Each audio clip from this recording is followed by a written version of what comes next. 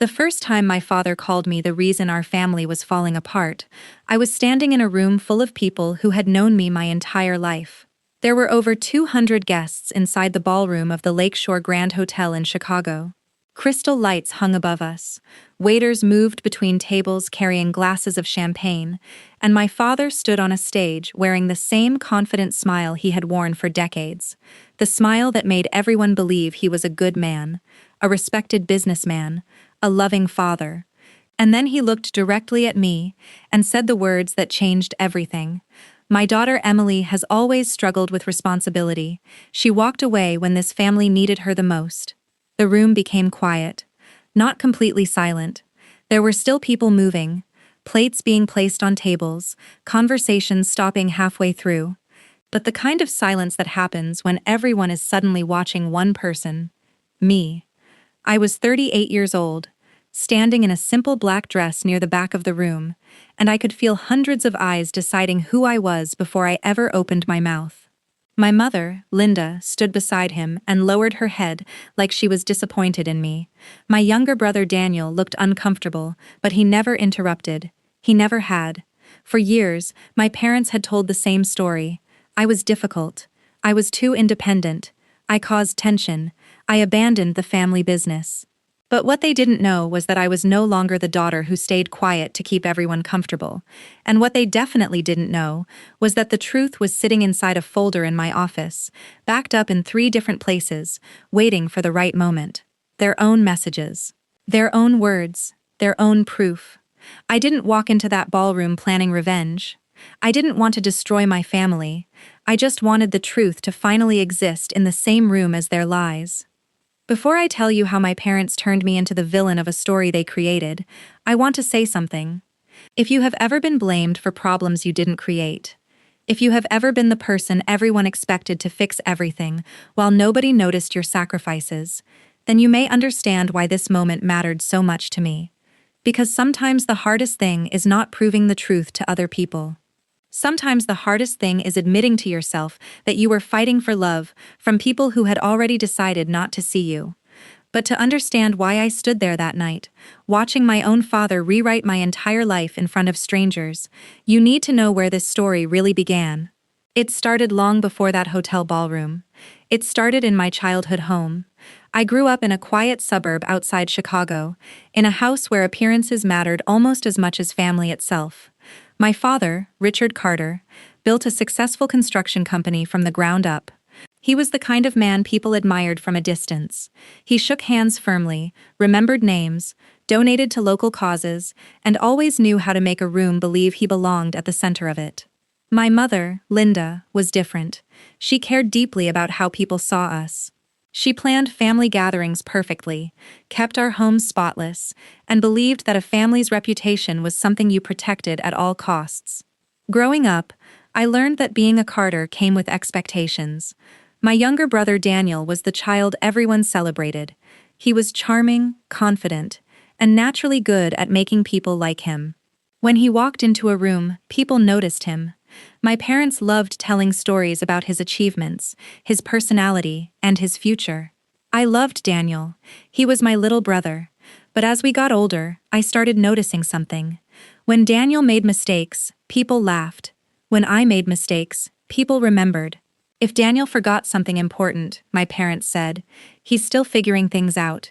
If I questioned a decision or disagreed with my father, I was called stubborn. I became the responsible one. The fixer, the person who noticed problems before they became disasters, and for a long time, I thought that was a compliment.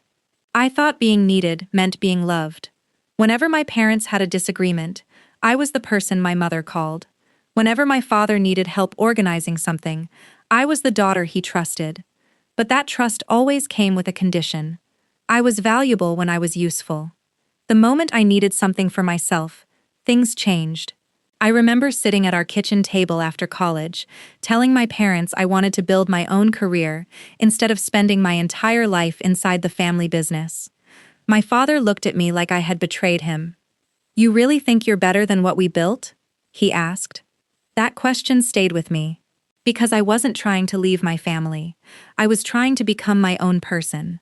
I just didn't know yet that one day, the same people who depended on me would be the ones telling everyone I had failed them.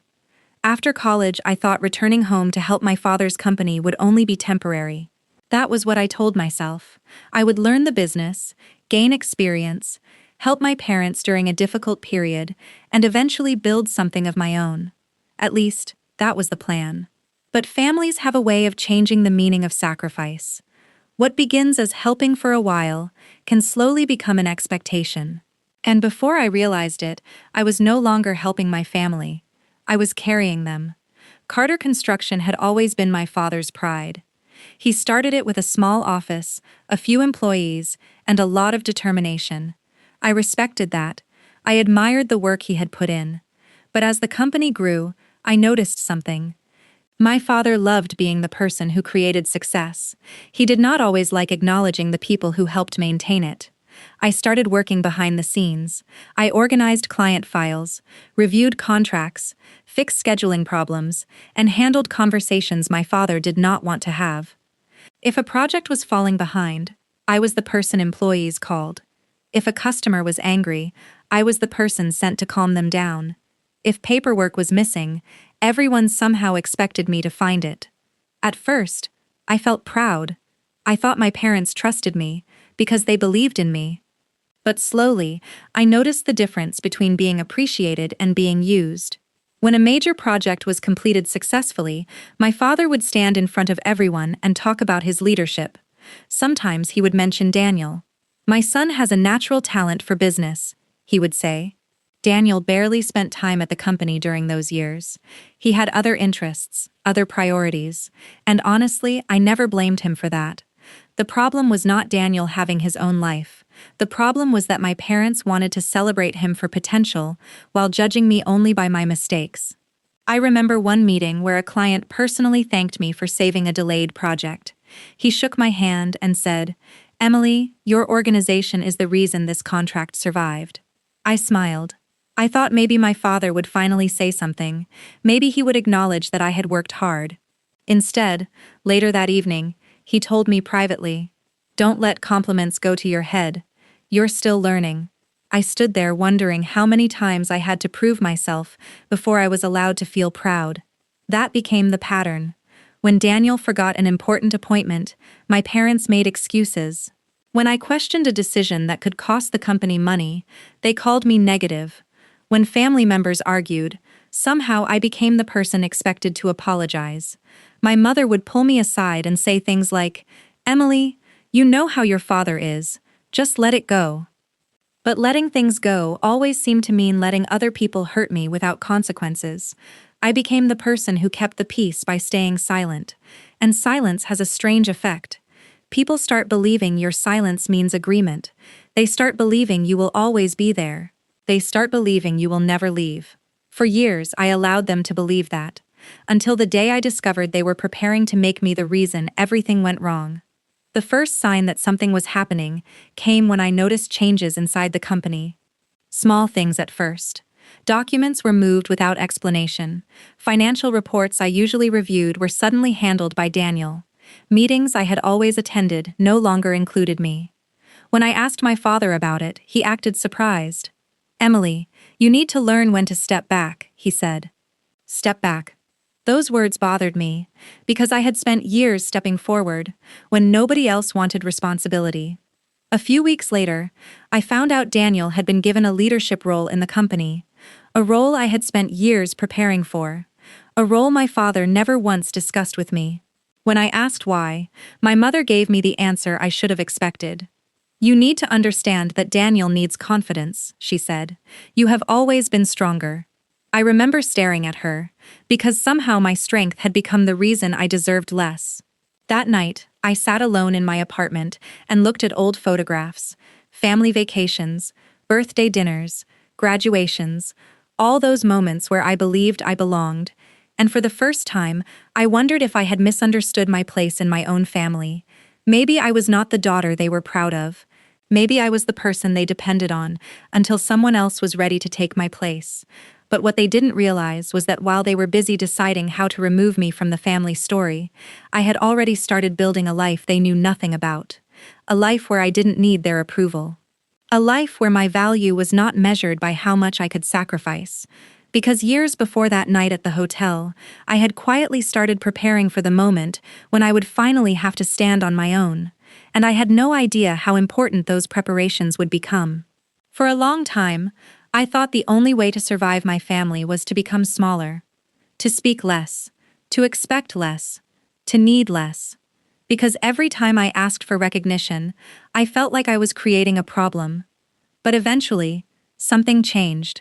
I stopped asking whether my parents would ever see my value. I started asking whether I could build a life where I did not need them to. That was when I began creating something quietly, something they knew nothing about. While I was still working at Carter Construction, I started taking evening courses in business management and financial compliance. I paid for everything myself. I attended classes after long days at the company, sometimes sitting in my car outside the office because I was too tired to drive home first. Nobody in my family knew. They assumed I was simply working harder because I had no other choice. But I wasn't trapped, I was preparing. Over time, I built a small consulting business on the side. At first, it was only helping a few local businesses organize their operations and review financial systems. Then word spread.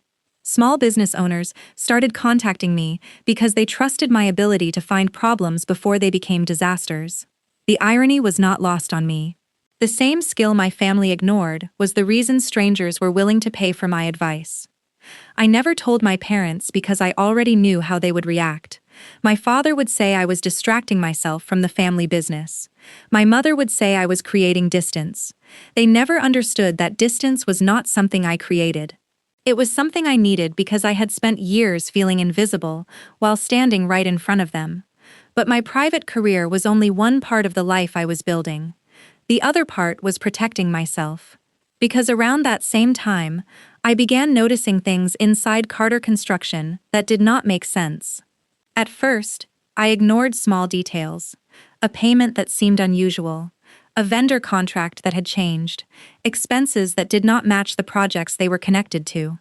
I told myself there had to be explanations. I wanted there to be explanations, because the alternative meant accepting something painful, that my own family might be hiding things from me. But eventually, the numbers became impossible to ignore. I started keeping records, not because I wanted to expose anyone, not because I wanted a fight. I kept records because I had learned something important about my family. When problems happened, facts mattered less than the story people told afterward. And my family had always been very good at telling stories. I created copies of financial documents, saved important emails, and kept notes from meetings where decisions were made. I was careful, I was quiet, and most importantly, I was patient. Because I knew confronting my father without proof would only create another situation where I became the problem. One evening, while reviewing old company emails, I found something that made my stomach drop. It was a conversation between my father and another executive discussing financial issues inside the company. But the most disturbing part was not the money. It was what my father wrote afterward. He said that if anyone questioned the company's problems, Emily's attitude and decisions would become the reason people looked for answers. I read that sentence several times, not because I didn't understand it, because I couldn't believe it. My father was preparing a version of events where I would become responsible for problems I had spent years trying to prevent. That was the moment I realized something. I wasn't just being overlooked anymore. I was being positioned as the person everyone would blame. And that realization changed the way I looked at everything. The person who helped me survive that period was someone my family barely knew. Her name was Sarah Mitchell. Sarah and I had been friends since college. She was the kind of person who noticed things other people ignored. She knew when I was pretending to be okay. She knew when my "I'm fine" actually meant I was exhausted. The first time I told her what was happening, I expected her to tell me to forgive my parents. That was what everyone usually said. Family is family. Give them another chance. Don't make things worse. But Sarah did something different. She listened. She sat across from me at a small coffee shop near my apartment and said, "Emily, I think you've spent so much time trying to prove you're not the problem that you forgot to ask why you're always the one defending yourself." That sentence stayed with me. Because she was right. I had spent years trying to convince people who benefited from misunderstanding me. Sarah became the first person who reminded me that protecting my peace was not the same as abandoning my family. Later, when I showed her the documents I had saved, she told me I needed professional advice. That was when I met Rachel Morgan, an attorney who specialized in business disputes. Rachel did not react emotionally when she reviewed the records. She simply looked at me and said, "Emily, your biggest problem is not proving what happened. Your biggest problem is accepting that the people who hurt you may never admit they did." Those words were harder to hear than I expected, because a part of me was still hoping my parents would realize what they were doing. I still wanted my father to say he was proud of me. I still wanted my mother to defend me. But deep down, I knew I could not build my future around waiting for someone else to finally choose me. A few weeks later, an invitation arrived at my apartment. It was for the Carter Construction Charity Gala, the biggest event my family hosted every year. At first, I thought it was just another family gathering. Then I noticed something strange. My name was missing from the list of company contributors. And Daniel's name was printed at the top. That was when I understood. The gala was not just a celebration, it was a stage. And my parents were about to tell everyone their version of the story. The only question was whether I would stay silent and let them finish it, or whether I would finally allow the truth to speak for me. I arrived at the Lakeshore Grand Hotel that evening, knowing something was wrong. Not because of anything obvious. There were no arguments in the parking lot, no angry phone calls, no warning signs that something terrible was about to happen. Everything looked perfect. That was always my parents' greatest talent. Making everything look perfect. The ballroom was decorated with white flowers and gold table settings. There were framed photographs of my father's company displayed near the entrance, showing old projects, ribbon cuttings, and moments where Richard Carter stood proudly in the center. I walked past those pictures slowly. I recognized most of them, because I had been there. I had worked on many of those projects. I had stayed late fixing problems nobody else knew existed. But my name was nowhere. Not on the walls. Not on the display boards. Not on the list of people being honored. I wasn't surprised. Not anymore. Before I entered the ballroom, I received a message from Rachel. "Emily, remember what we discussed. Do not react emotionally. Let them speak. The truth will matter more than their performance." I stared at that message for a few seconds. Because that was exactly what my parents were good at. Performance. They knew how to create an image. They knew how to make people feel like they understood the whole story after hearing only their side. Inside the ballroom, my mother greeted guests with her usual warmth. "Emily, you made it," she said. The words sounded friendly, but the smile did not reach her eyes. "I'm glad you came. Tonight is important for your father." I looked around the room. Family members, business partners, old friends, people who had known me since I was a child, people who believed they knew my story. "I wouldn't miss it," I replied. My mother touched my arm gently. "You know, Emily, tonight would be a good opportunity for you to show maturity." There it was, a warning disguised as advice. I looked at her and asked, "What does that mean?" She smiled. "It means don't make everything about yourself." That sentence hurt more than I expected, because for years I had done the opposite. I had spent my entire life making everything about everyone else. But I simply nodded. I wasn't there to argue. I wasn't there to convince my mother. I was there because I needed to stop running from the truth. Before the event started, I met Rachel in a quiet hallway near the conference rooms. She carried a small leather folder, the same folder that contained copies of everything: emails, financial records, messages, documents, the evidence I had spent months collecting. "You're sure about this?" Rachel asked. I looked toward the ballroom doors. "I'm not sure I want to hurt them." Rachel studied me for a moment. "That's not what this is about." "I know. Emily, telling the truth about what happened is not the same as destroying someone." I knew she was right, but there was still a part of me that wished my parents had never forced me into this position. I wished they had simply apologized. I wished my father had called me and said I was wrong. I wished my mother had said, "You were never the problem." But wishes don't change reality. And reality was that my parents had already decided who I was going to be in their story.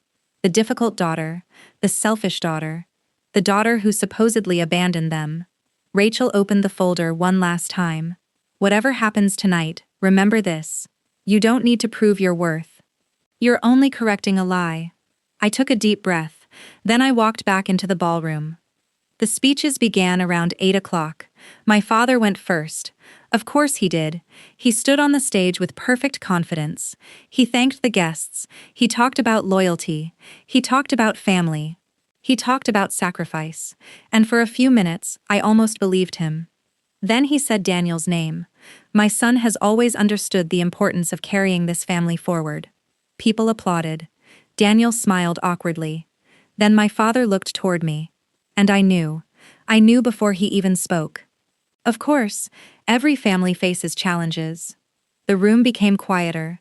My daughter Emily has always been talented, but sometimes talent is not enough. Sometimes people need to understand commitment. My hands tightened around my glass. He continued. When the company needed support, Emily chose to step away. And unfortunately, that created problems we had to overcome. There it was. The story. The one they had prepared. The one where I was the reason things became difficult. My mother watched from her seat.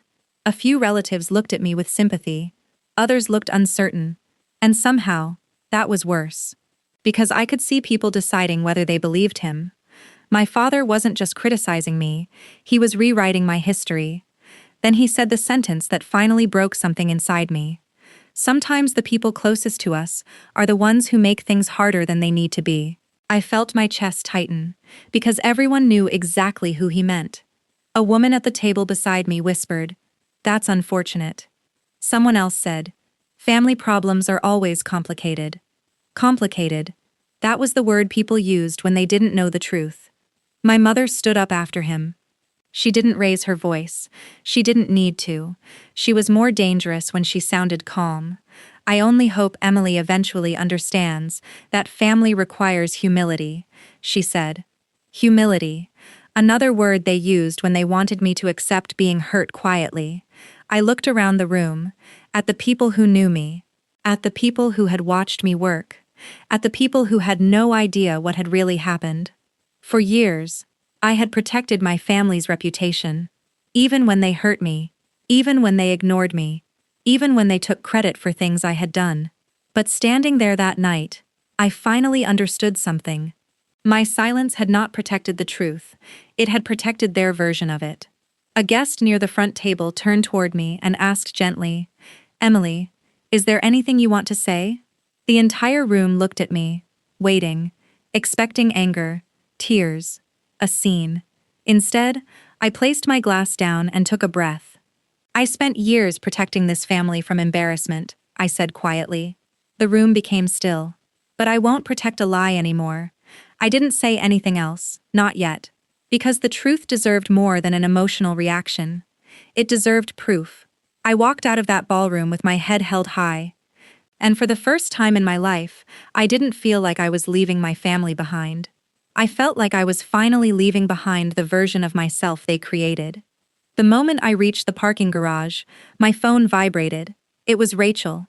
One sentence. That was all the message contained. "The board members are requesting the original records. This is the moment." I stood beside my car, holding my phone in my hand. For years, my parents believed they controlled the story. They believed everyone would accept their version. But they forgot one thing. Stories can be controlled. Evidence cannot. And the next time I walked into a room with my family, I wasn't going to be the daughter defending herself. I was going to be the person holding the truth.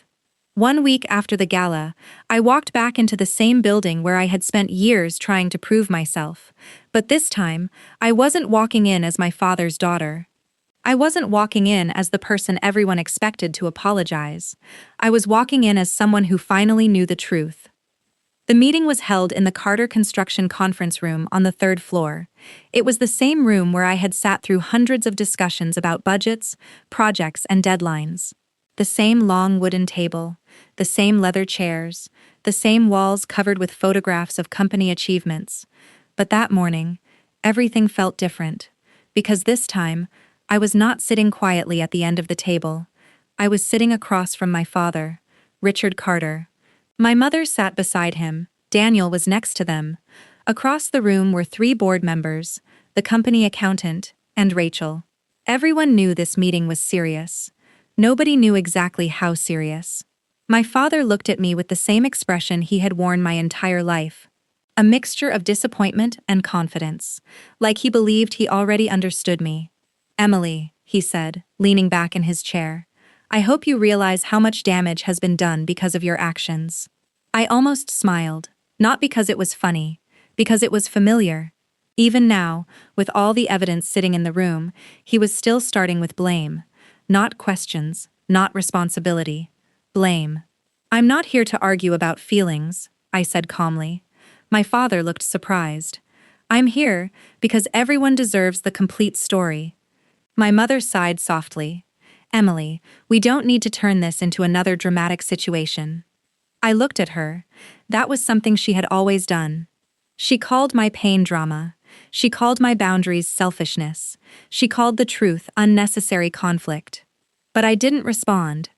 Because I had spent enough years explaining myself to people who were committed to misunderstanding me. Rachel opened the folder in front of her. "The purpose of this meeting is to review documented information regarding the company's recent financial issues and statements made about Emily Carter." My father shifted in his seat. "I don't understand why lawyers are involved in a family matter." Rachel looked directly at him. "Because family relationships do not change the importance of accurate business records." The room became quiet. Then she placed the first document on the table. A financial report, then another, then another. These records show that the financial concerns discussed publicly were connected to decisions approved by Richard Carter and Daniel Carter. Daniel looked uncomfortable. My father immediately interrupted. "That's not the full picture." Rachel nodded. "You're right. That is why we have more." She placed printed emails on the table. I watched my father's face change slightly. Not panic, not yet. But recognition, because he knew what those emails were. The first message showed discussions about financial problems inside the company. The second showed recommendations I had made months earlier, warning about those exact risks. Recommendations my father ignored. And then came the message that changed everything. The one I had read over and over. The one I wished I had never found. The message between my father, my mother, and Daniel. The room stayed silent as Rachel explained. This conversation took place before the charity gala. She looked at the board members. In this message, the family discusses presenting Emily as the reason people should blame for the company's struggles. Nobody spoke. My mother's face became pale. Daniel looked down at the table. My father reached forward. "This is being taken out of context." Rachel didn't react. "That is why we have the complete conversation." She placed the pages down. And there it was. Their own words. Their own plan. Their own story falling apart. My father had spent years teaching me that facts mattered, that business was about numbers, that reputation was everything. But now the facts were sitting in front of him, and the reputation he cared so much about was built on a lie. For a few moments, nobody moved. The company accountant looked through the documents carefully, then he removed his glasses. "Richard," he said quietly, "Emily brought these concerns to you before?" My father didn't answer immediately. That silence answered for him. The accountant looked disappointed. "I was never shown these reports." My mother quickly spoke. "We were trying to protect the family." I turned toward her. "Protect the family from what?" She looked at me. "From embarrassment." That answer hurt more than I expected. Because finally, after everything, she admitted the truth. Not protecting the family. Protecting the image. My father looked at me. "You could have handled this privately." I held his gaze. "I tried. And I meant it. I had tried for years. I tried through conversations, through patience, through forgiveness, through silence. But silence only works when the other person respects it." Mine had been mistaken for permission. Daniel finally spoke. His voice was quieter than usual. "Emily?" I looked at him. "I knew you did more than people realized." The room went still. My brother swallowed. I just didn't want to be the person who lost everything. That confession was painful. Because Daniel wasn't admitting he didn't know. He was admitting he knew, and he chose himself anyway. I looked around the table, at my parents, at my brother, at the people who had watched me become the family scapegoat, and I realized something. The deepest betrayal wasn't that they took credit for my work. It wasn't even that they blamed me. The deepest betrayal was that they knew who I was, and they still chose to create a version of me that was easier for everyone else to hate. My father leaned forward. "Emily, we can fix this." For years, those words would have affected me. Fix this. Because a younger version of me would have heard hope. But I was not that woman anymore.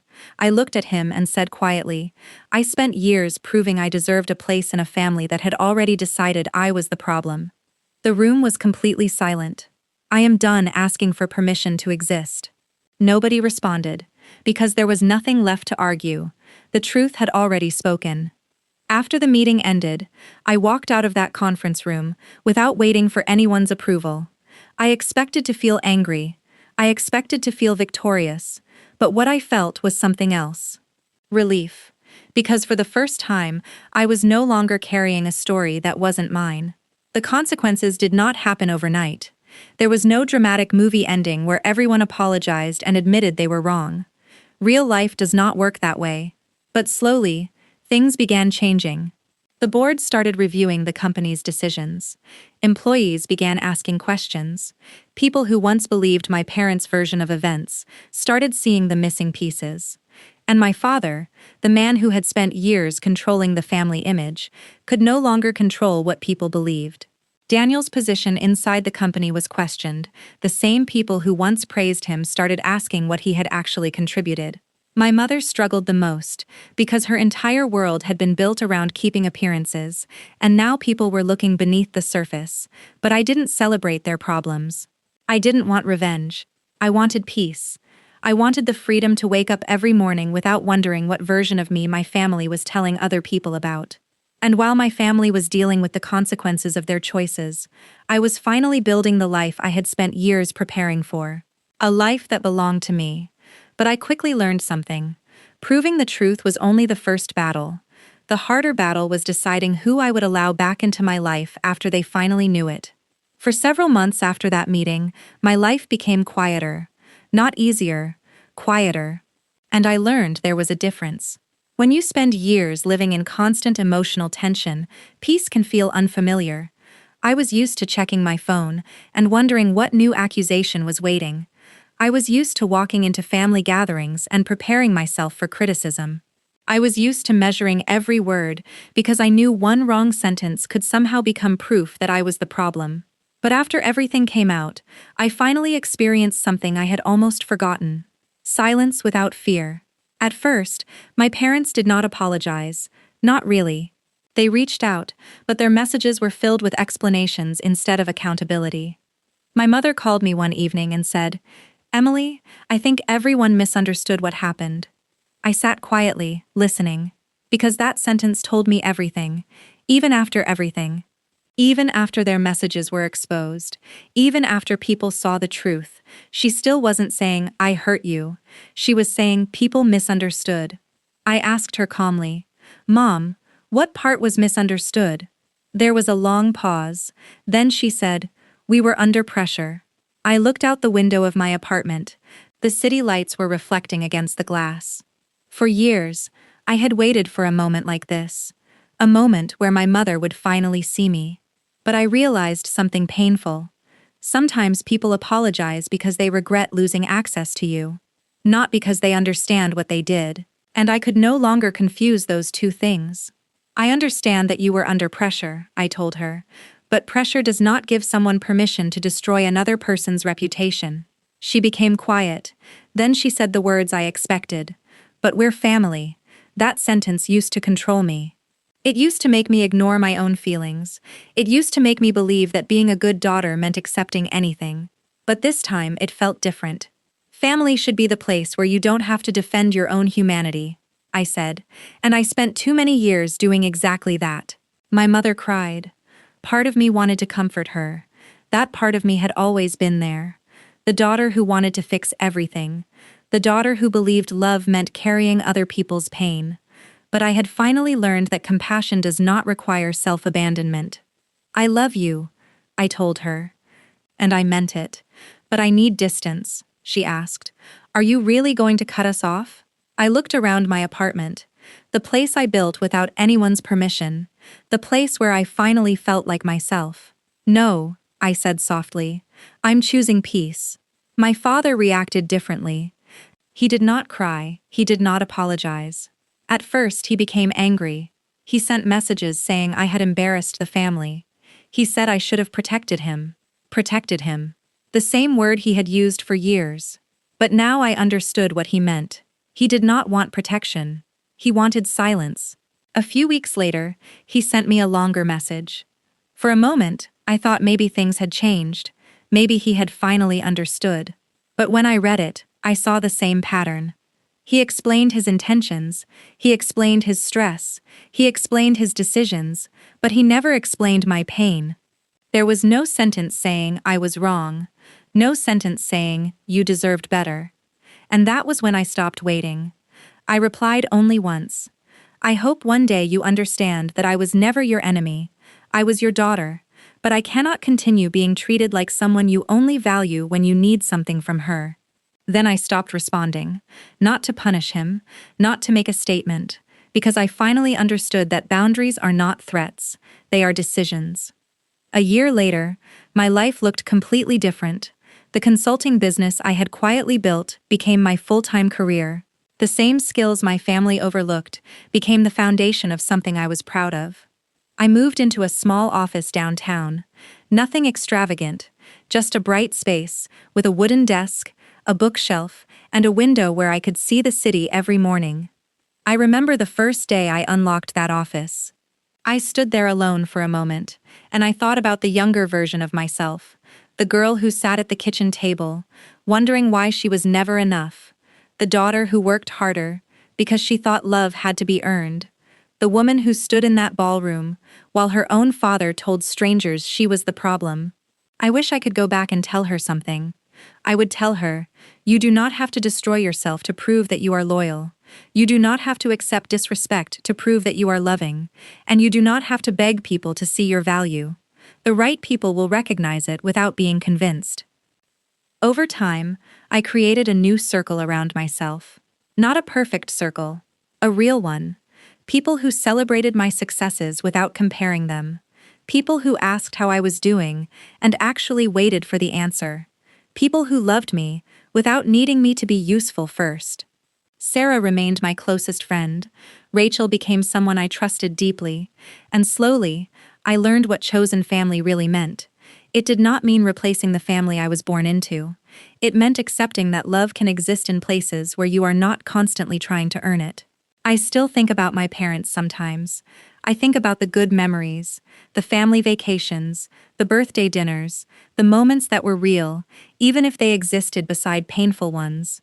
Healing does not mean pretending the past never happened. It means refusing to let the past control your future. I don't know if my parents will ever fully understand what they did. Maybe someday they will. Maybe they won't. But my peace no longer depends on their apology, because the greatest thing I gained was not proving that they were wrong. The greatest thing I gained was realizing that I was never the person they described. I was Emily Carter, a daughter who tried, a woman who survived, a person who finally chose herself. And if you are listening to this story because you have ever been blamed for problems you did not create, I want you to remember this.